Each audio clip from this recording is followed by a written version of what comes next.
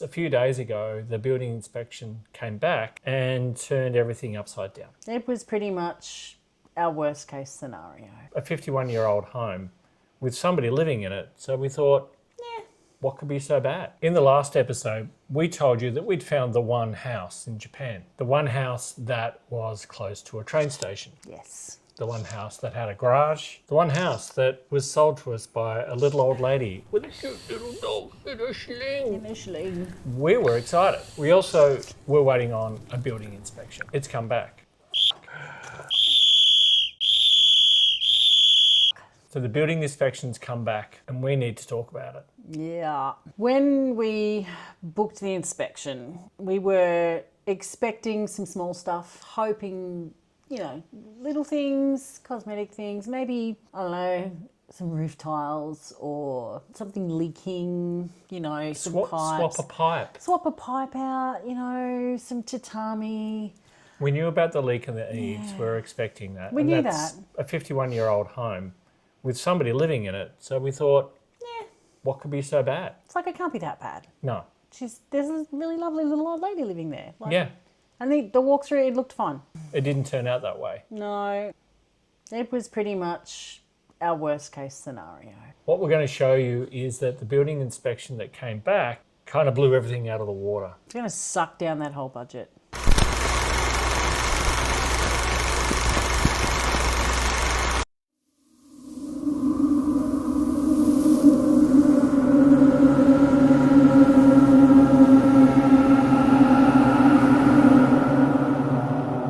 It's not that we've not ruled it out, but we're having to seriously rethink about exactly where we are right now. If we were smart, we would rule it out. I don't know why we haven't. Well, hold on to your butts. We're about to go through it. The housing inspection was organised through our team on the ground, Rio, Shiori, and the guys at akiya.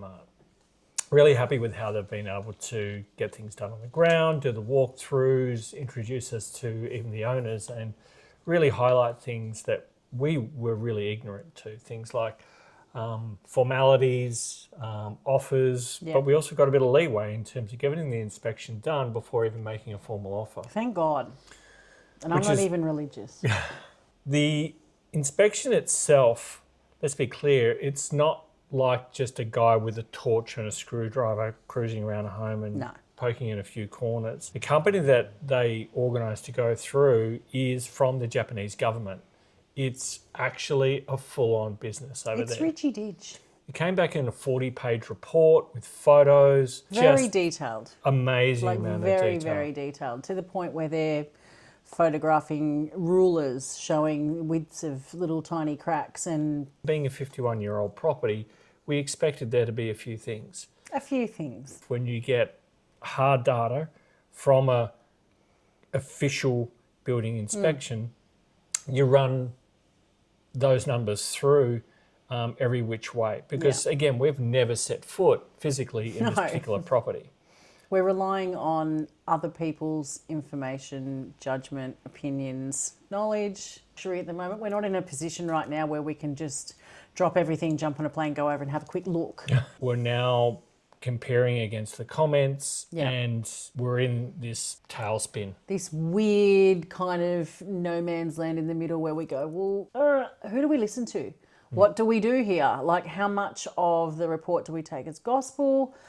I mean, I've been Googling the arse out of everything I can find to try and get information on what's actually considered standard or normal or acceptable, and I still don't know. Yeah. We received the building inspection report a few days before we finished editing and published our last episode. Great timing. If you've seen that, we were enthusiastic as all heck. We were high on the bubble. We're going to buy a house. And then came the report. Japanese inspection standards have a defined threshold. If a floor slopes more than 6 per 1,000 or 6 millimetres per minute, that's a formal deterioration event. How many rooms exceeded that threshold? 5? 5. Yeah, walls and floors. The other finding of the team that the property flagged was termite damage.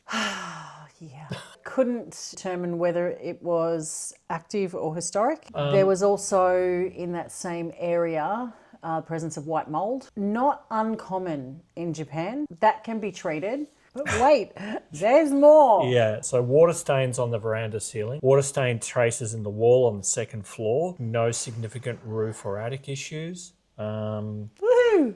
So renovation costs, we went into this, as I said, with a rule, 50% on top of the actual purchase price. So phase 1, which is the urgent structural work, which is the slanty floors and the walls, is in a range of 7,000 to 20,000 Australian dollars. The second phase, which includes a lot of the other issues in the next 6 to 12 months, was a further 24 to $60,000. The third phase, which was a lot further along, 1 to 3 years, included seismic assessments because the properties is 51 years old and predates the 1981 earthquake.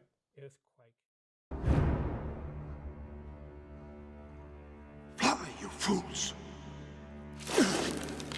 It's not looking great. Trying to see the upside of this and driving Jen crazy with saying, oh, but what if? What if? And it's like, Yeah. in my mind, it's like, no, we'll just get the termite thing done. It'll come back. We'll He's not do a even bit of focusing on the fact treatment. that the building is on Well, a lean. He's just going, oh, there's termites, a bit of a leak. It's like, it's doing this. A little bit.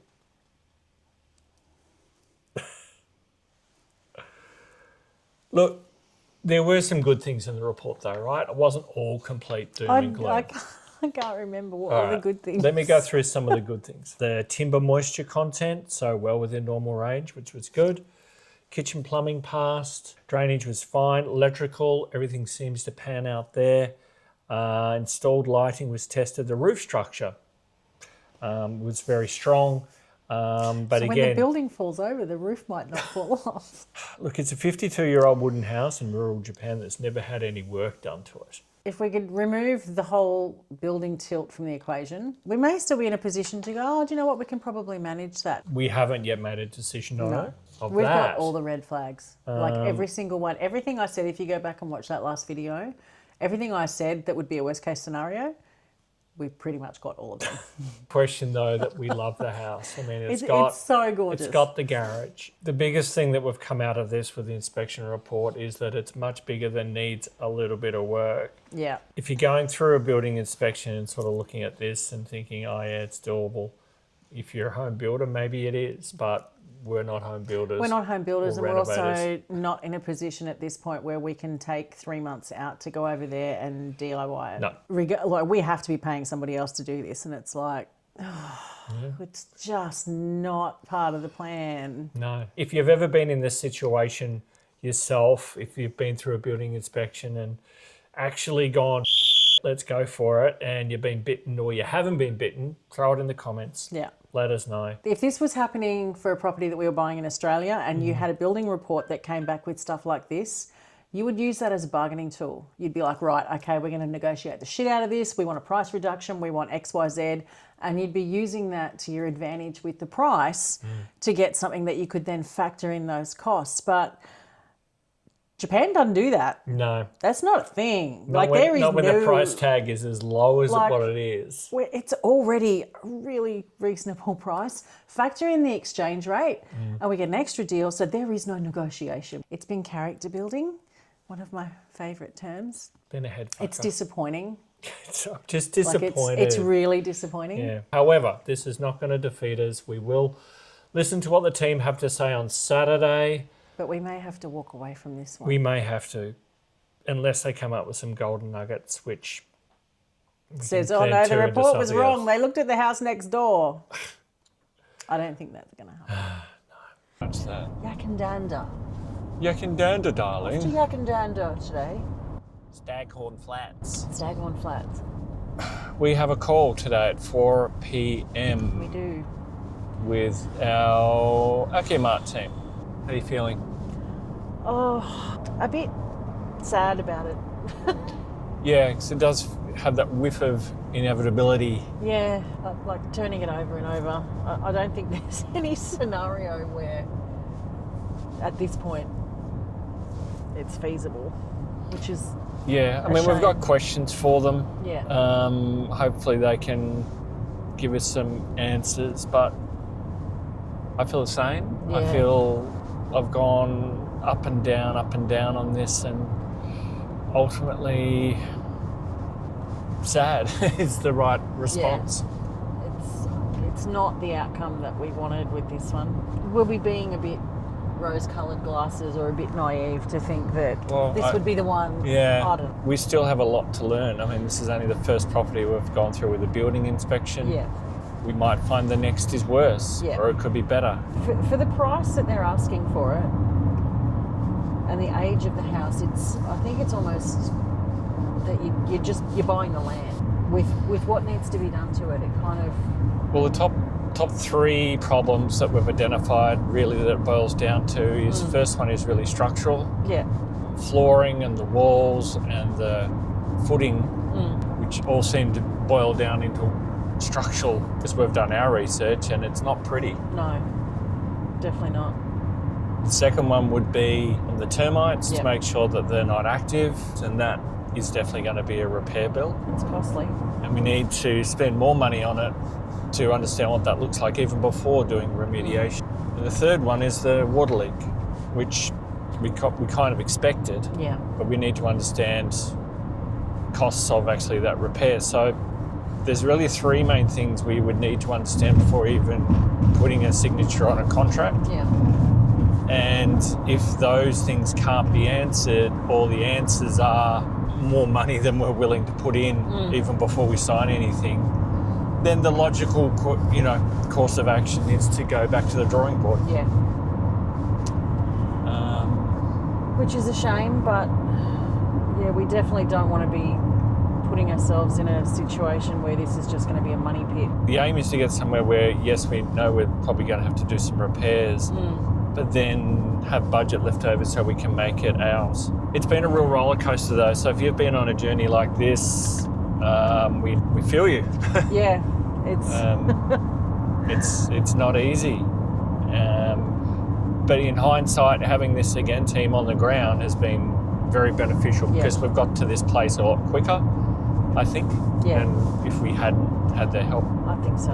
And just that knowledge base and having their input as well, hugely beneficial.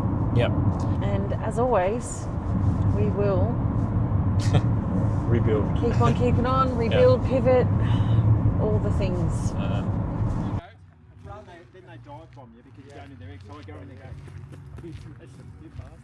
And it resorts at that time. That's amazing. Right.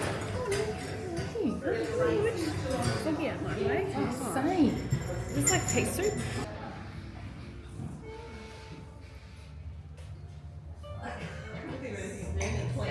Hello. Hello, Rio.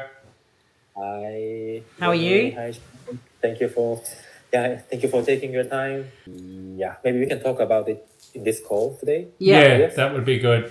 Yeah. Yeah, okay. If you're saying you're seeing a lot of houses and that the lean may not be tied to the crack in the base, we just are looking for more information and assurances that if we were to move ahead, really lose a lot of money in renovating and repairs, with whether we will essentially pursue this house or start again. So it basically now comes down to, like he said, yes, okay, he thinks that the inspector might have been overly cautious. Regardless of that, there are problems there that are going to need to be fixed. At the end of the day, we will still need to get everything else addressed, and we're still going to be looking at a cost for that. How much do we want to throw at this property? Depends if everything needs to be done. Because That's again, right. if the floor, we don't, if nothing gets worse, Yeah. then you don't need to do the lean. You don't need to do the floor. Yeah. Fix the leak, fix the termite thing, but that's further down the line. But what he's talking about, the crack and what research, I said, yep, that checks out. It's a couple of grand. It's not like tens of thousands. Yeah. It's not the worst thing. It's kind of what I expected with these sort of houses. Yeah. Because there's got to be... A trade-off. It's a trade-off. Yeah. It's a $50,000 home. That's right.